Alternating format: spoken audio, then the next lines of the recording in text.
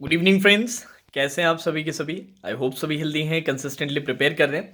तो यार IBPS PU mains का रिजल्ट डिक्लेयर हुआ और हर रिजल्ट के साथ कुछ लोग सक्सेस अचीव करते हैं, एग्ज़ाम क्लियर करते हैं और majority जो लोग रहते हैं, ज़्यादातर लोग वो क्लियर नहीं कर पाते।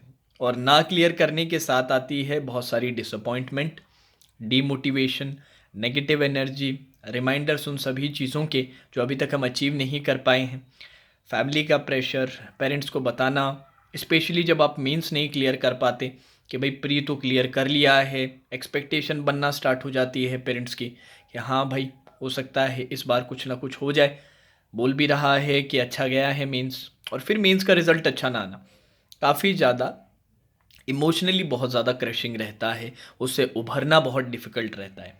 बट ये सारी चीज़ें मैं आपकी बिल्कुल मानता हूँ कि एकदम सही है सारी बातें आपकी। बट आपसे फिर मैं एक सवाल भी पूछता हूँ, क्या हमारे पास कोई और ऑप्शन है? ऐसा है कि भाई बैंक एग्ज़ाम की तैयारी छोड़ देते हैं, बाकी हमारे पास 2-3 अपॉर्चुनिटीज़ लाइंड अप है, 1, 2, 3 ABC, इनमें से कोई भी सेलेक्ट कर लेते हैं?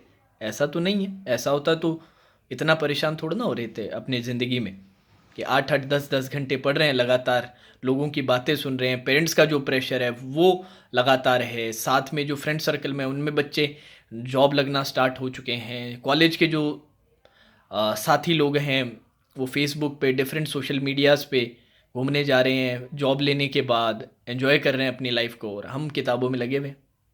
ऐसा तो नहीं है ना कि हमारे पास बहुत सारी अपॉर्चुनिटीज़ हैं। अपॉर्चुनिटी तो सर यही है और इसी में अपने को करना है। तो सबसे पहले तो ये एक्सेप्ट कर लो, जितनी जल्दी कर लोगे उतना बढ़िया रहेगा, उतनी जल्दी प्रिपरेशन स्टार्ट कर दोगे, क्योंकि भाई प्रिपरेशन तो आपको स्टार्ट करनी ही पड़ेगी। कारण फिर से भाई, और क्या करोगे फिर? और कुछ है हमारे? ऐसा तो है नहीं कि सर फादर साहब का बहुत ही तगड़ा बिजनेस है, वो करेंगे और सेट हो जाएंगे। नहीं, ऐसा तो है नहीं। ऐसा होता तो फिर बैंक एग्ज़ाम की तैयारी क्यों करते? मिडिल क्लास फैमिली या लोअर या अपर मिडिल क्लास फैमिली के जो जितने भी लोग होते हैं उनको जॉब करना पड़ता है जनरली। ठीक है, तो आपको भी जॉब करने के लिए, जॉब के लिए एग्ज़ाम क्रैक करना पड़ेगा। अब इतने तक पहुंच चुके हो तो अब मैं आपको आगे का रास्ता बताता हूँ, अच्छे से सुनिएगा और ज़रूर ज़रूर हेल्प करेगा, ये मेरा वादा है आप लोगों से। बट आपको कंसिस्टेंटली फॉलो करना पड़ेगा, ऐसे नहीं सर 2 हफ्ते करेंगे, 1 महीने करेंगे, 2 महीने करेंगे। क्या बातें बता रहा हूँ, अच्छे से सुनिएगा। सबसे पहली चीज़, 2021 में जितने भी एग्ज़ाम्स दिए ना उन सभी का स्कोर कार्ड रखो अपने सामने। देखो, याद करने की कोशिश करो कि कहाँ कहाँ पर क्या क्या गलतियाँ की थी। जैसे कि आपको एग्जाम्पल के तौर पे समझाता हूँ मैं, IBPS PO मेंस का जैसे एग्ज़ाम दिया, अभी 7 एक दिन में आपका स्कोर कार्ड आ जाएगा। तो जैसे वो उसका स्कोर कार्ड निकाला, आपने एक उम्मीद लगाई होगी कट ऑफ आएगा, और ऐसा नहीं होगा कि कट ऑफ बहुत ज़्यादा जाने वाला है। आपके मार्क्स थोड़े कम रहे होंगे, जितना आप सोच रहे होंगे ना उससे आपके मार्क्स कम रहे होंगे, इसलिए आपका सिलेक्शन नहीं हुआ। तो वो मार्क्स कम क्यों रहे? यार GA में सर मैंने 22 अटेम्प्ट किए थे और मार्क्स आए हैं 5। 20 अटेम्प्ट किए थे, 3 मार्क्स आए हैं सर। बाकी रीजनिंग में सर, रीजनिंग में ऐसा लग रहा था अटेम्प्ट तो 21 के अराउंड किए थे, उसमें 2 मार्क्स के भी थे, मार्क्स आ रहे हैं सर 14, 13 ऐसे मार्क्स आ रहे हैं। तो इसका रीज़न क्या होगा? भाई जो चीज़ें आप सोच रहे थे वो सही नहीं हुई, गलती हुई ना। गलती कैसे हो सकती है सर? हमने तो पूरा बनाया था, इसका मतलब सिली मिस्टेक हुई है। सिली मिस्टेक अब कैसे हो सकती है सर? यार रीड करने में आपने कुछ और रीड कर लिया, लिखने में कुछ और आपने लिख लिया, समझने में कुछ और समझ लिया, तो अब उस पर फिर काम करना स्टार्ट करेंगे इस साल। अब ऐसा तो नहीं है कि सर प्री भी क्लियर नहीं कर पा रहे हैं, मेंस तक अगर आप पहुंचे हो, फाइट करके पहुंचे हो ना, फाइट करके पहुंचे हो, तो यार अब क्या करना पड़ेगा? अब अपने जितनी भी कमियां हैं ना उन सभी को अब ढूंढ के निकालो, कोनों कोनों से ढूंढ लो यार। सबसे पहला काम तो यही बनाओ अपना कि यार जितनी भी हम में कमियां हैं ना, जो मिस्टेक्स हम कर रहे हैं, फाइनल सिलेक्शन ना होने के जो कुछ कारण है ना, वो सब फिगर आउट कर लेते हैं फटाफट से। फिगर आउट कर लेंगे, उससे क्या होगा सर? फिर उस पे यार अपने उसको इंप्रूव करने के लिए मेहनत करना स्टार्ट करेंगे उन पार्ट पे। ऐसे ही नहीं आंख बंद करके गधों की तरह पढ़े जा रहे हैं बस। तो फिर यार इंसान है हम लोग, थोड़ी तो बुद्धि लगाएंगे अपनी, थोड़ी तो बुद्धि अपनी तरफ से लगाएंगे। अब बच्चे सर ये वर्ड बड़ा सुनने को मिलता है, स्मार्ट वर्क, स्मार्ट वर्क। ये होता क्या है ये स्मार्ट वर्क? भाई कोई टेबलेट नहीं है कि खाया और स्मार्ट वर्क हो गया। स्मार्ट वर्क का मतलब होता है कि कोई बंदा जो मेहनत भी कर रहा है और मेहनत एकदम सही दिशा पे, सही जगहों पे कर रहा है। अब वो जगह कैसे मिलती है? वो वही जगह है जो मैं आपको बता रहा हूँ, जो आपकी कमियां हैं, जो आप मिस्टेक्स कर रहे हो। और कंसेप्ट्स में हमेशा मिस्टेक नहीं होती कि यार सर मेरे तो हाई लेवल पजल्स नहीं बनती, सर मेरे से तो ये इनपुट आउटपुट के सवाल नहीं बनते, सर इंग्लिश में थोड़ी रीडिंग का कमज़ोर है, सर इंग्लिश ही पूरी कमज़ोर है। ये नहीं होता। बहुत बार ये होती है कि सर पेपर आपसे सही अटेम्प्ट नहीं होता, क्वेश्चन आपको सेलेक्ट करना नहीं आया है, क्वेश्चन रीड करने में आप गलती कर रहे हो। ये बेसिक बेसिक लेवल की जो गलतियां हैं ना, ये आपको गलतियां लगती नहीं, पर ये बहुत बड़ी गलती होती है। इससे बहुत बड़ा डिफरेंस आ जाता है।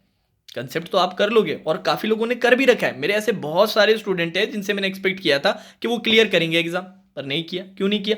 ऐसा नहीं कि जो क्लियर जो बच्चे हुए हैं और जो क्लियर नहीं हुए, दोनों का लेवल सेम था। क्लास में मैं देखता ही था, पता चल ही जाता है कि भाई बच्चे का लेवल कितने तक का है।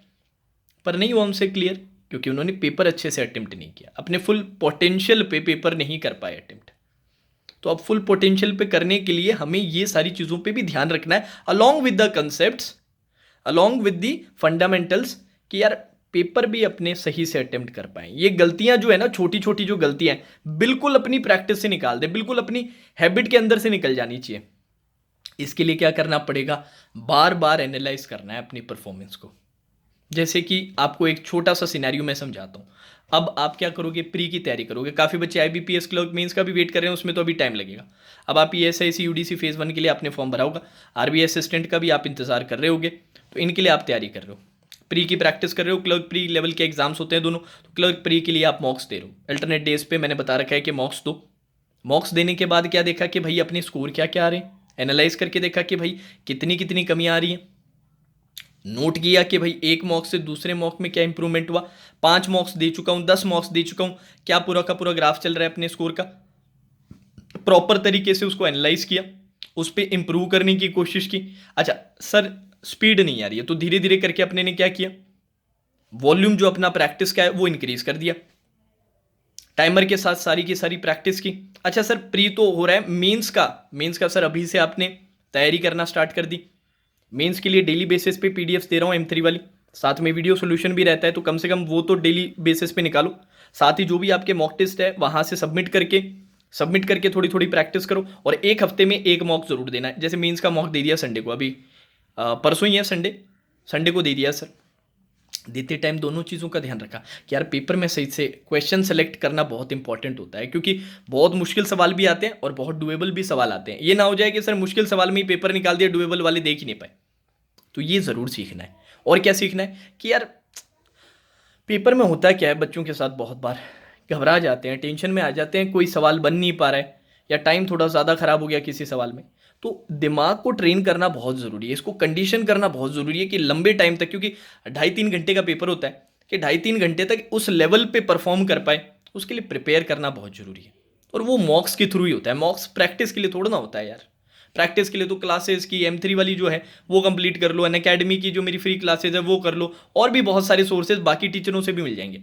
मॉक्स का काम होता है आपको ये सिखाना कि भैया तुझे जितना आता है ना, उतना तू कैसे परफॉर्म कर पाए उस पेपर के अंदर। तो जो प्रॉब्लम्स आती हैं, जो सिनेरियोज आते हैं, एक्सेप्ट फॉर दी प्रेशर जो पेपर का रहता है, क्योंकि भाई मॉक के कॉन्सिक्वेंसेज वो नहीं रहते जो पेपर के होते हैं, उस पार्ट को छोड़ के बाकी सारी प्रॉब्लम्स आप मॉक के अंदर फेस करते हो और सीखते हो कि कैसे भाई इनसे टैकल करना है। उसमें सबसे इंपॉर्टेंट है कैसे क्वेश्चन सेलेक्ट करना है, क्या छोड़ना है, क्या पकड़ना है, गलतियां नहीं हो रही है, जो गलतियां हो रही है उनको अच्छे से मार्क करके रखना है। नहीं तो फिर मॉक का कोई मतलब ही नहीं है, फिर तो वो स्टैंडर्ड आपका प्रैक्टिस बन के रह जाएगा कि भाई जैसे मैं नॉर्मल प्रैक्टिस करता हूं वैसे। मॉक से जितनी चीजें हो सकती उतनी निकालने की कोशिश करो, निचोड़ लो पूरे मॉक को। कि भाई सर सिर्फ क्वेश्चन के सेंस में नहीं कि एक एक क्वेश्चन को बैठ के जो भाई आई लेवल है वो लगा रहे हैं, वो हुआ निचोड़। निचोड़ वो नहीं हुआ, वो हुआ कि भाई क्या क्या चीज़ें मैंने की और क्या क्या चीज़ें मैंने नहीं की, और क्या क्या चीज़ें मुझे करनी चाहिए थी इस मॉक में। ये सारे एनालाइज करके फिगर आउट करो यार, और उसका एक लॉग बनाओ ना। अब आज आपने जो किया है, आज 10 दिन बाद याद भी नहीं रहेगा कि यार 10 दिन पहले कहाँ पर था मैं। तो इसका एक लॉग बना लो ना यार, मॉक्स जो भी देते हो, जिससे पता तो चले कि भाई कहाँ स्टैंड करते हैं। एक छोटे छोटे पर्सनल अपने हर मॉक के रिमार्क भी लिख लो खुद से, जो एक वादा रहता है कि यार मैंने देखो उस क्वेश्चन में या उधर ये गलती की थी, ये गलती मुझसे होनी नहीं चाहिए थी पर हो गई, तो अगली बार इस चीज़ का मैं खास ध्यान रखूंगा।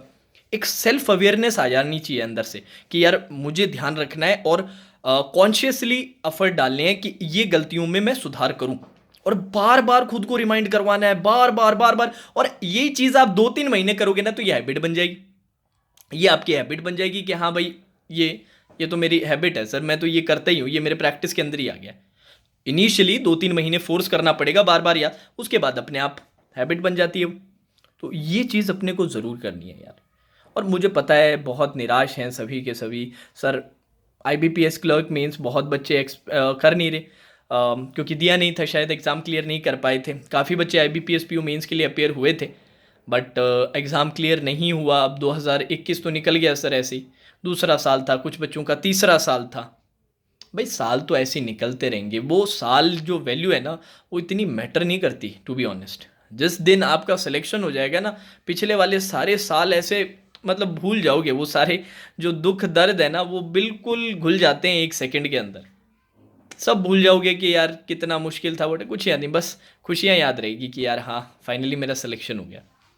बस उस एक खुशी के लिए, उस मोमेंट के लिए अपने को जान लगा देनी है। और सिर्फ जान नहीं लगानी है, सही सही दिशाओं में मेहनत करनी है, सही पॉइंट्स पे काम करना है। ये बहुत इंपॉर्टेंट रहता है, क्योंकि यार करंट सिनेरियो इतना ज़्यादा कॉम्पिटिटिव है ना, बहुत ज़्यादा कॉम्पिटिटिव हो चुका है। तो सही तरीके से मेहनत नहीं करेंगे ना तो सिर्फ मेहनत से सिलेक्शन नहीं होगा। अब मेरे टाइम पे था 2015 में, 2016 में कि मेहनत करने से हो जाता था।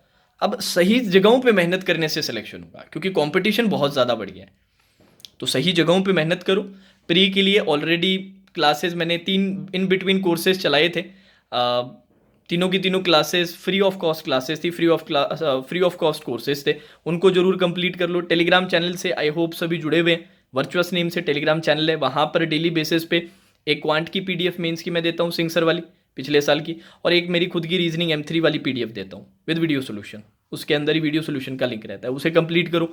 मॉक टेस्ट सीरीज कोई परचेस नहीं किए तो गाइडली का मेरा सजेशन रहता है। उनका एक बहुत ultimate bundle PDF course package भी है, जिसमें सारी चीज़ें कवर है, आने वाले सारे एग्जाम्स का पूरी प्लानिंग करके आपके लिए एक पीडीएफ कोर्स बना रखा है। साथ ही साथ उसके अंदर मॉक टेस्ट सीरीज पैकेज भी है, और शायद अभी के लिए उस पर 80% ऑफ भी चल रहा है। और अपना code, discount code virtuous use करने पे, जो चैनल का नेम ही है वर्चुअस, यूज़ करने पे 12% और मिल जाएगा।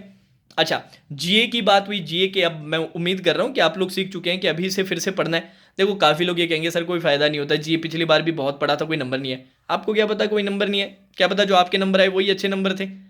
जब कोई सेक्शन मुश्किल हो जाता है तो उसमें जो अच्छे मार्क्स हैं वो भी तो कम हो जाते हैं।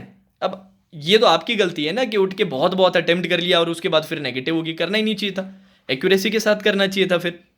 तो करंट अफेयर्स का फिर से वही रहेगा, स्टार्टिंग से अपने को प्रिपेयर करना है। बैंकिंग अवेयरनेस में तो ज़्यादा टाइम नहीं मिलता, प्री के बाद भी आप बनाना चाहो तो बना सकते हो। कंप्यूटर का भी सेम ही सीन रहता है, पर करंट अफेयर्स स्टार्टिंग से अपने को पढ़ना है D1 से। अच्छा, इसके अलावा और क्या चीज़ें?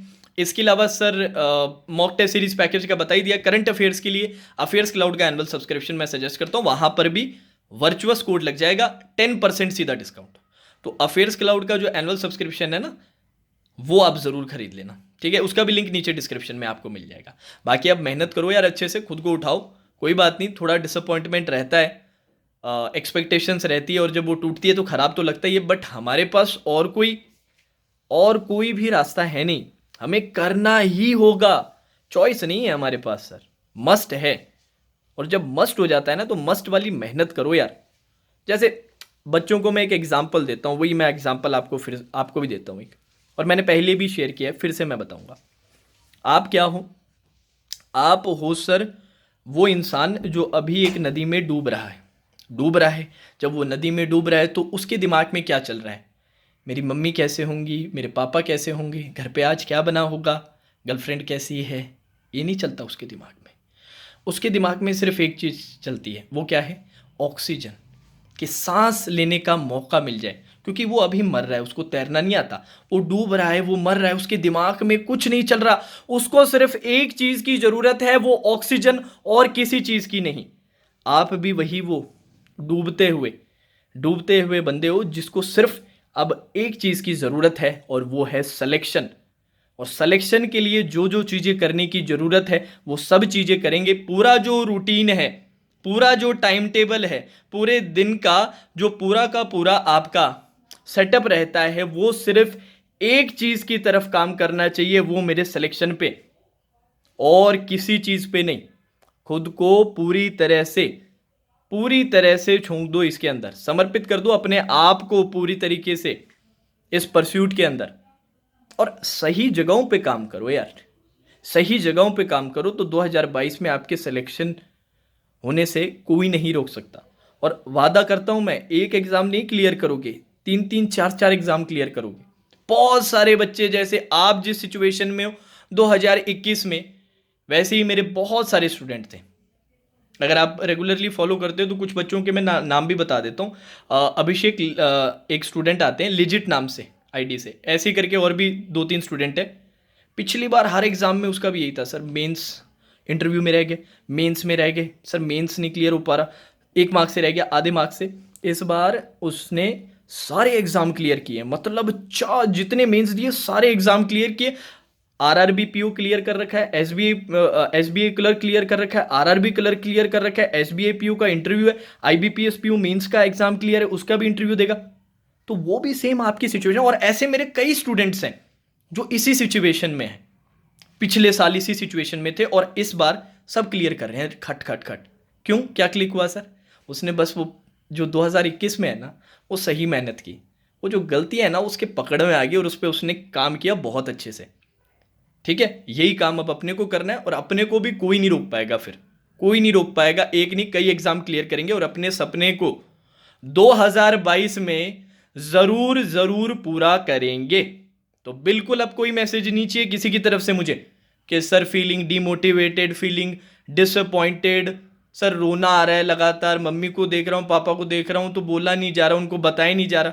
कुछ किसी को कुछ बताने की जरूरत नहीं, उनको वैसे भी वो पूछ के बता देंगे। और अब उन सारी चीजों से अपने को मतलब ही नहीं है। अपने को मतलब है सिर्फ जिंदगी का, सर सिर्फ एक ही जिंदगी में सिर्फ एक ही काम बच चुका है अब हमारे पास, तैयारी करनी है सिलेक्शन के लिए, तैयारी और सही तैयारी करनी है। ठीक है, तो चलिए guys, now that's all for today session, take care.